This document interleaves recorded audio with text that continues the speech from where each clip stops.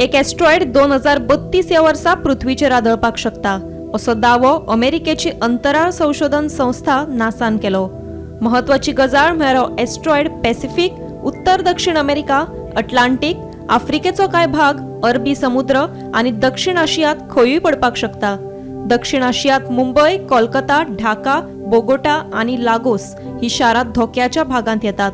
Asteroid आदळपाची शक्यताय कमी असली तरी तो आदळो जाल्यार 110 दशलक्षा परस चड लोकांक धोको उप्रासपाक शकता असो अदमासूय नासान उक्तायलो।